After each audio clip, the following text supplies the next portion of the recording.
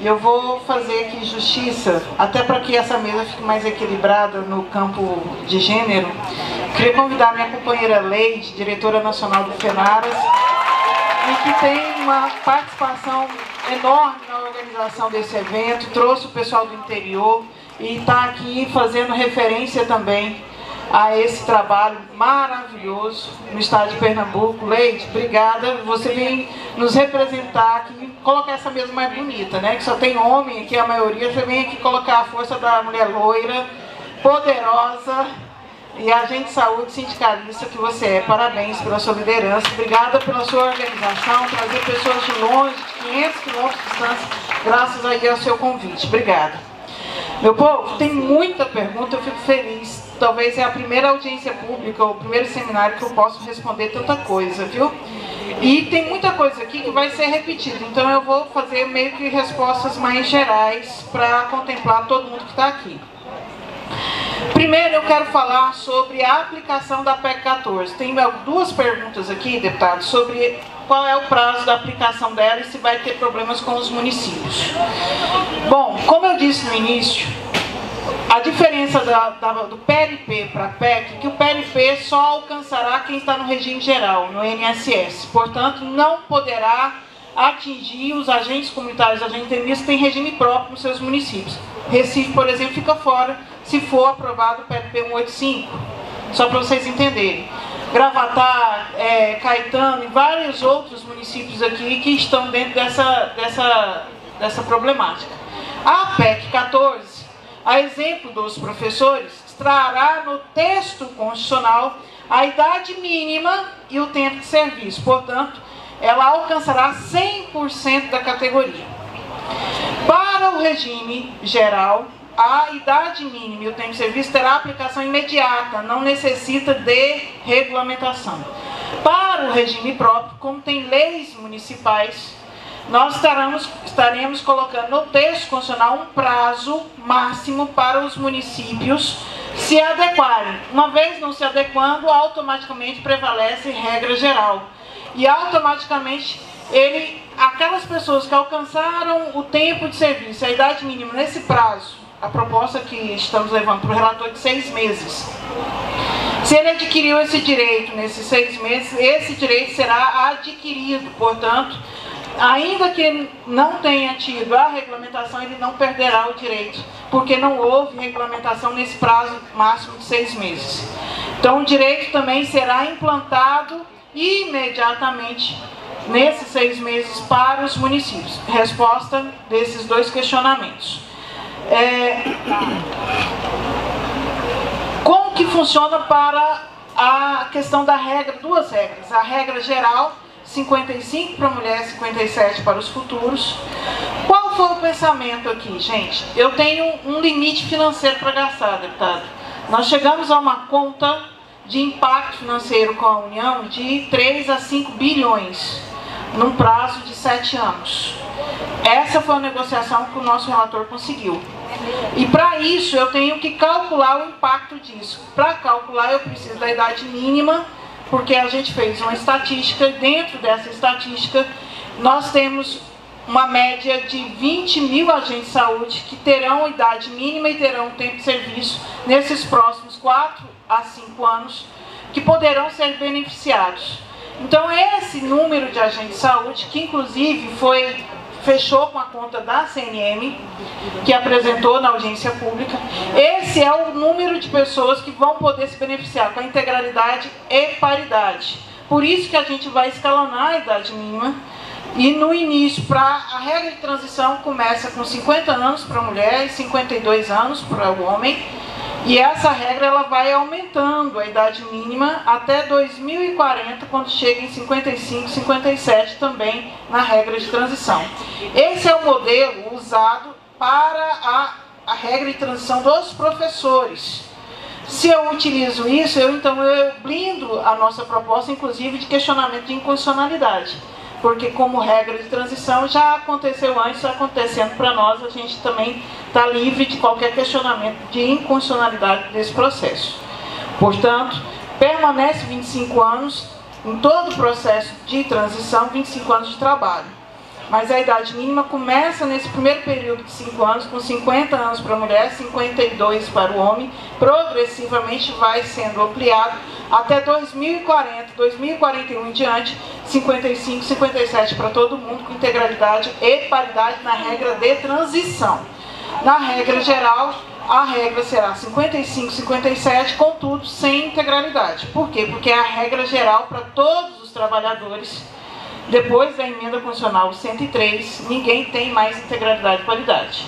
Mas, meu povo, eu estou lutando para quem está hoje, lutando para quem construiu o SUS hoje, lutando para quem passou mais de 15 anos sem direito a absolutamente nada. Os futuros agentes terão 25 anos para fazerem as suas lutas.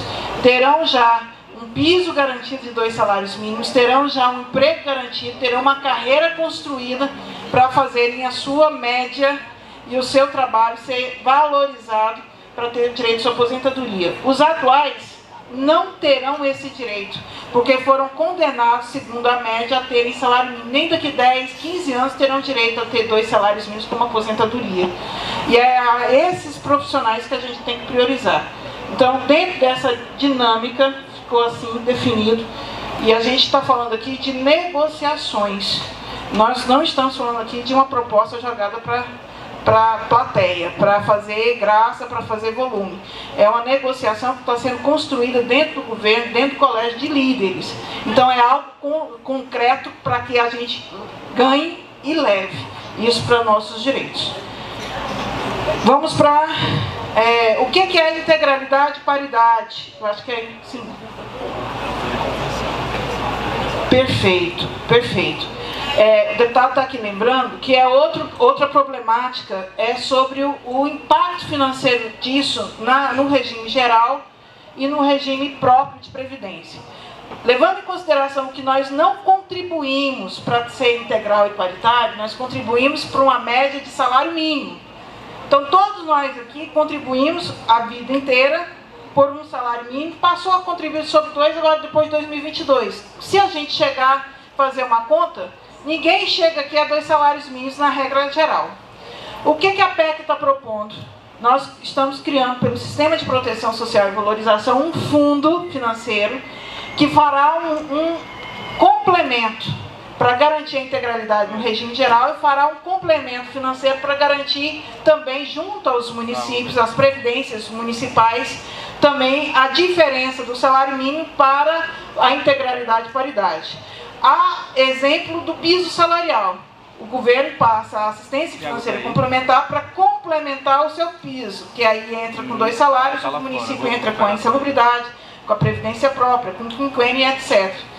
No caso da Previdência, faremos a mesma forma, só que esse complemento será junto ao INSS e junto à Previdência própria do município. Teoricamente, você teria direito a um salário mínimo. Aquilo, além do salário mínimo, será pago pela União por esse fundo e será repassado para os municípios, fazendo com que nenhuma Previdência própria possa alegar que vai quebrar caso tenha que pagar a aposentadoria para o agente comunitário e o agente de DMI, ok? Vamos lá, o deputado está doido aqui para me responder a pergunta dos aposentados, mas só antes para eu explicar, o que é integralidade e o que é paridade? O pessoal está perguntando, é bom, é o princípio básico da PEC. Integralidade é a forma de calcular a sua aposentadoria. Hoje a regra geral é a média de 100% das suas contribuições, aplica o fator previdenciário, que é 60%. Então, essa é a regra. A integralidade, você tira essa regra e diz qual é o valor da sua aposentadoria. A sua última remuneração do mês anterior. Tudo aquilo que é permanente no seu salário, ele integrará a sua aposentadoria. Repito, permanente. Então, produtividade é permanente? Não. Insalubridade é permanente? Não. O que é permanente? Vamos lá, gratificação de qualificação, plano de carreira, quinquênio, tudo isso entra na sua aposentadoria, ok? O que é a paridade? Regra atual,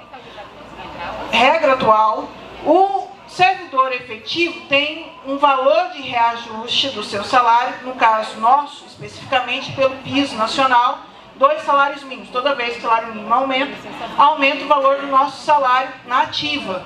Mas não é essa a regra de cálculo de reajuste de quem aposenta. Em regra geral, o aposentado ele tem a regra só da reposição da inflação. Mas o cálculo do salário mínimo ele tem 2 fatores. É o PIB mais o INPC, a inflação.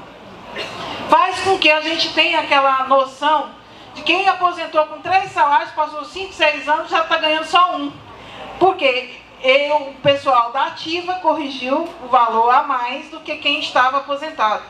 A paridade é para evitar isso. Paridade vai dizer o seguinte: o mesmo índice que reajustou quem está na ativa será o índice de quem estará aposentado. Portanto, nós não perderemos a nossa conquista dos 2 salários depois de aposentar por causa da paridade. Entenderam agora as duas regras, né?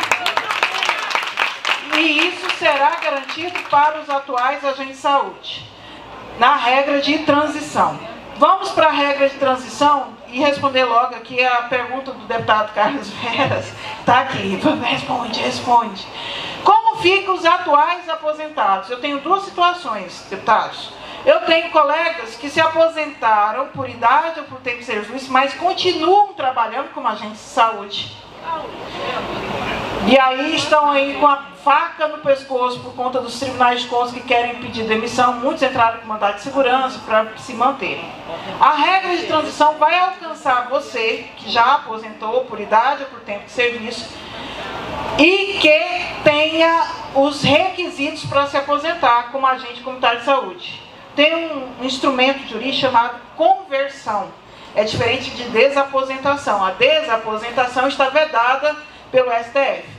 Nós vamos utilizar o instrumento da conversão. Converter a aposentadoria, que teoricamente você tem direito adquirido por ser uma aposentadoria por categoria.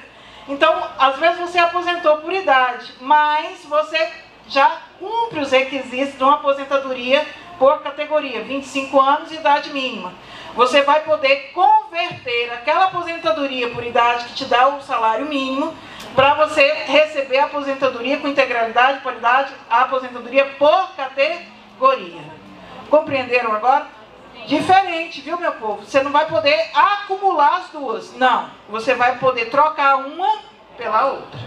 Fechou? Então, esse é o instrumento de conversão.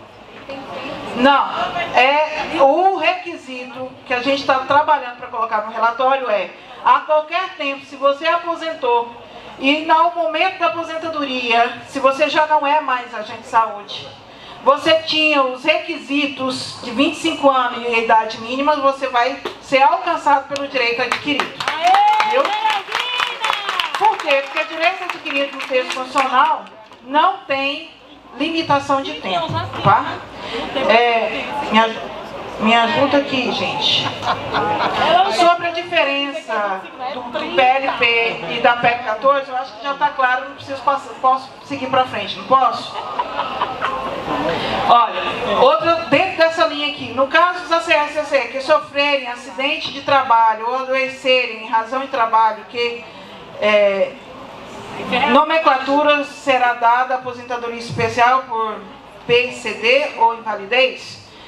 No texto, para os futuros agentes, vocês não receberão, os futuros agentes, nessa situação, não incidirá o fator previdenciário e alcançará os readaptados nessa atividade, desde que eles estejam incapacitados permanentemente no exercício da sua atividade. Quando você sofrer uma incapacidade laboral permanente por acidente de trabalho, doença grave ou incurável definida em lei, você poderá ser readaptado de forma definitiva, mas não perderá a sua aposentadoria com direito à integralidade, a proventos integrais. Proventos integrais não incide o fator previdenciário, diferente de integralidade. Na regra de transição, acontecerá a mesma coisa, só que aí você já alcança a integralidade e paridade, independente de tempo ou idade. Aqui tem muitas com fibromialgia. Aí nós teremos que entender aqui a luta da doença da fibromialgia e entrar nas regras da doença crônica ou incurável. Nossa colega tem 63 anos de idade e 23 anos de trabalho. Ela consegue entrar na aposentadoria? Nós teremos uma regra de transição por pontos, a somatória de pontos, também seguindo o modelo dos professores. 83 pontos para as mulheres e 85 pontos para os homens. Pré-requisito, você tem que ter no mínimo 10 anos de agente comunitário ou agente endemias e ter no mínimo 15 anos de contribuição em qualquer atividade. Tendo 10 anos de agente comunitário ou agente endemia, no mínimo 15 anos, você vai somar o seu tempo de contribuição com a sua idade.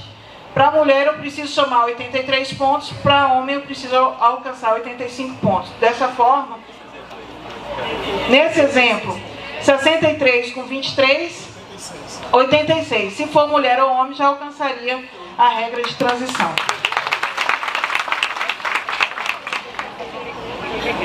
Essa aqui, será necessário que o município regulamente a aposentadoria? Já expliquei que sim, terá um prazo máximo e que ele não poderá ferir direito adquirido de ninguém que alcançou isso nesse período.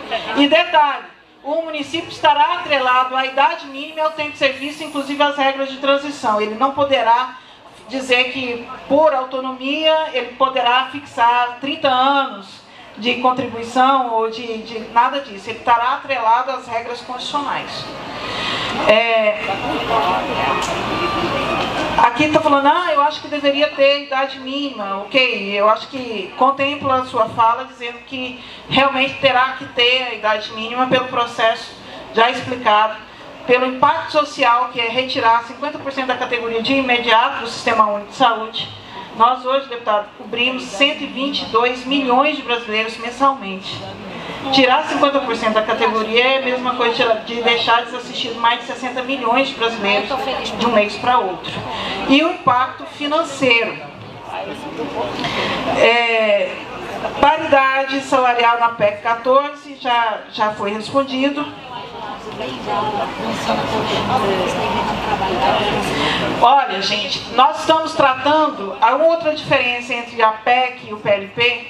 O PLP precisa de sanção do presidente da República, portanto, ele pode sancionar integralmente, vetar parcialmente ou vetar totalmente. A PEC 14 não passa por sanção presidencial. Até o presidente da República está obrigado a cumprir emenda constitucional. Então, não se discute. PEC aprovada, ela tem que ser obedecida e cumprida, inclusive, pelo governo federal. Tá bom?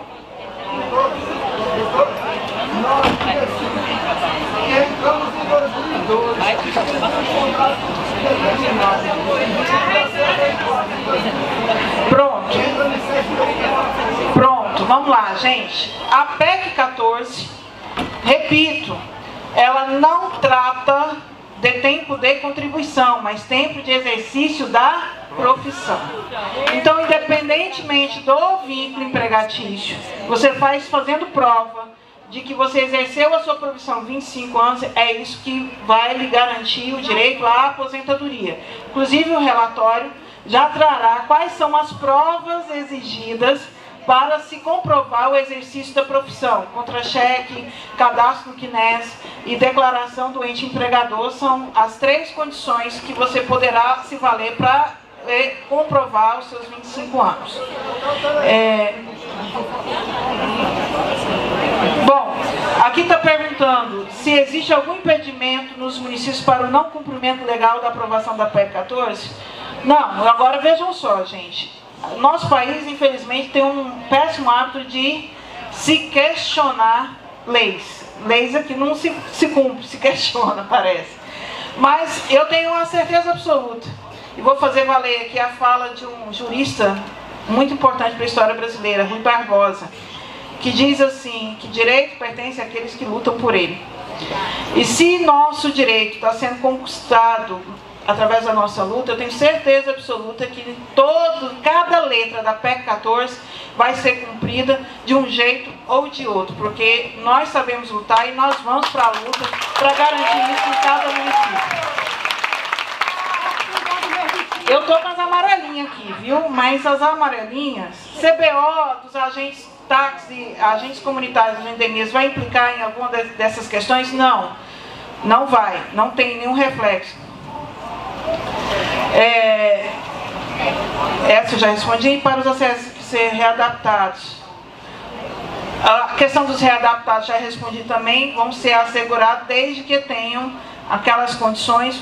A readaptação foi por acidente de trabalho, doença grave ou incurável, fixada em lei, e tenha o tempo de serviço e a idade mínima estabelecida, tá bom? Precisa ter a CAT registrada, a CAT, limitação de acidente de trabalho. Vai pela regra que já é necessário agora, será necessário depois, tá bom? Meu povo, o relatório ainda não está concluído. Deputado, eu quero passar uma preocupação. Nós estamos preocupados com a questão da desprecarização, porque existe uma bancada enorme que não tem interesse na desprecarização, e é um mal que, às vezes aqui em Pernambuco, na Bahia a gente não vê tanto, mas se a gente não cuidar, vai chegar aqui também, é como se fosse um câncer. Está nos grandes centros, como Rio de Janeiro, São Paulo, Minas Gerais, onde tem um aglomerado enorme de pessoas vulneráveis, que são as pessoas de periferia, e que está todo mundo aí precarizado através da terceirização. A gente precisa garantir isso, viu? Eu quero que o senhor nos ajude com essa bandeira, por favor. E no mais, dizer o seguinte, que o sistema de proteção social e valorização, ele terá uma grande responsabilidade para os nossos deputados. Deputado Túlio, o sistema de proteção trará os agentes comunitários de saúde e endemias para o nível de política pública essencial, obrigatória e exclusiva de Estado. O senhor sabe o que quer dizer isso? Diante da reforma administrativa, será como se colocássemos em nós um colete à prova de balas, porque não é justo com essa categoria que é exclusiva do SUS, portanto ela é exclusiva de Estado, ficar aí à mercê de uma reforma administrativa que acabará com a estabilidade e colocará o serviço público no contrato temporário e na terceirização. É tudo que nós não precisamos para o Sistema Único de Saúde, é tudo que nós não precisamos para a saúde preventiva do país. Nós somos exclusivos do SUS, portanto somos políticas de Estado, e nós queremos esse status, que nossa carreira seja carreira de Estado, de uma vez por todas, para que a gente não sofra mais nenhum tipo de perseguição e que esse país tenha a estabilidade para se fazer saúde pública preventiva de qualidade. Era isso, estou à disposição. Obrigada. Obrigado, doutor Elaine. Doutor Elaine tem participado, o deputado Brito tem me reportado de todas as reuniões com o governo, todos os cálculos que são feitos. E é muito importante que a gente saiba que, apesar de uma PEC não passar pela sanção presidencial, ter a anuência do presidente, o apoio dele, dos partidos da base do governo é fundamental, para que a gente não crie nenhuma complicação dentro da base. Ter a base do governo ao nosso lado e trabalhar para ganhar o centro democrático. Porque, infelizmente, João Paulo, eu vou lhe dizer que eu já sei quem vota contra esse projeto. O PL e o Novo são dois partidos que nunca vão estar conosco na luta por trabalhador. Mas aí a gente sabe que é muito importante fortalecer a luta do campo democrático e pressionar o parlamento. Deputado, se o senhor me permita... Claro. Desculpa a falta de educação, mas eu precisava dizer... Eu falei isso para o pessoal que foi a Salvador, que a gente fechou esse relatório com o deputado lá em Salvador. Vou dizer aqui a vocês, a nossa conquista será do tamanho da nossa mobilização dia 7, 8 e 9. Não pensem que é diferente, porque não será fácil.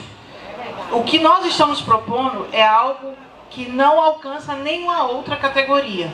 Então, se você quer ter esse direito, descruza o braço, levanta-se. Isso não é conta, deputado, me desculpa, mas não, quem vai aposentar não é o seu sindicato, não é a sua associação, é você. Então, ou você entenda isso, põe a mão no bolso, invista, é o melhor investimento que você possa fazer na sua vida. Não tem investimento bancário melhor do que você colaborar e colocar o seu colega. Se você não puder, coloca um colega da sua cidade, dois colegas, mas mande. 5 mil pessoas não é fácil. Eu preciso de 100 ônibus com 50 pessoas cada um lá em Brasília. E eu vou falar o que Ruth Brilhante falava. Quem lembra de Ruth dizia: vá, minha filha, vá, se vira, vá de jegue, vá de ônibus, vá de bicicleta, mas vá para Brasília. É um tiro só que ele tem para dar. Colegas, para concluir, queria passar 1 minuto a palavra para cada um, para que possam fazer as considerações finais aqui, nesse momento. E no final, a gente está fazendo um chamado, quem está do lado de fora, para a gente juntar quem está dentro, lá fora, com quem está fora, e fazer uma grande foto de todos os ACEs, de todos... Lá fora, a foto é lá fora, até porque quem está lá não consegue entrar aqui, né? Então quando acabar, nós vamos todo mundo lá para fora sair devagarzinho, junta todo mundo e guarda esse registro para poder fortalecer a luta. Para as considerações finais, vou começar por aqui. Carlos Veras, 1 minuto de relógio, não passa o tempo não, vamos embora. Pode ficar tranquilo, Túlio, só para parabenizar cada um e cada uma. Só a luta nos constrói. Vamos nos mobilizar. Mais ainda, vamos enfrentar essa batalha, porque esse é um direito que está bem pertinho da gente poder conquistar. Está dependendo da luta de cada um e cada um de nós. Me colocar à disposição das federações, dos sindicatos, à disposição para, na primeira secretaria, a gente poder ajudar a organizar a entrada de vocês lá, organizar o processo de mobilização. Nós estamos à disposição. PEC 14! PEC 14! Só a luta! Boa, só a luta constrói! Vamos juntos! Grande abraço! Valeu, Veras! Guga! Pessoal, quero agradecer a Deus primeiramente, a vocês que vieram, todos os municípios, a direção do Sindac Pernambuco, todos os delegados de base, e dizer que essa unificação aqui na luta tem que tomar conta de Brasília, no dia 6, 7, 8 e 9 de outubro. PEC 14, já! Obrigado, minha gente. Obrigado, Guga. Deputado João Paulo, 1 minuto. Gente, conte comigo lá na Assembleia Legislativa e pode dizer 100% com a bancada do PT, eu, Doriel e Rosa. Pode contar conosco. Parabenizar os nossos deputados federais que estão organizando, Carlos Velho, nosso companheiro Túlio. Só a luta constrói. PEC 14, já! PEC 14, já! Obrigado, João. Marivalda, 1 minuto. Meu povo, obrigada por tudo. Me senti acolhida por vocês, o carinho de vocês. E dizer, repetir, PEC 14, já! E eu não vou ficar lá sozinha. Eu quero ver a carinha de cada um de vocês. É uma semana de mobilização. PEC 14, Obrigado, Marivalda. Agora aqui, Marcelo Paraíba, 1 minuto. Piraíba, tá escrito Paraíba ali, viu? É raro. Gente, só agradecer primeiramente a Deus, a toda a bancada, a cada um de vocês serve de suas casas.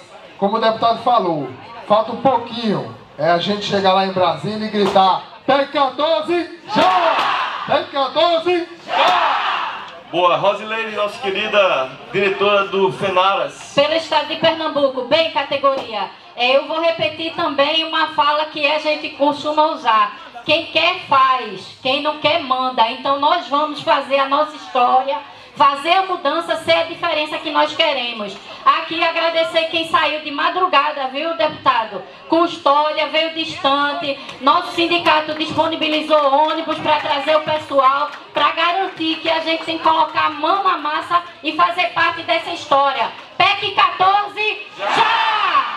E para finalizar, gente, agradeço a todas e todos a presença, a luta, a força. Nada mais havendo a tratar, gostaria de agradecer a presença e colaboração de todas e todos os guerreiros aqui. Declaro encerrado esse seminário. Vamos fazer nossa foto? PEC 14! PEC 14! Vamos lá!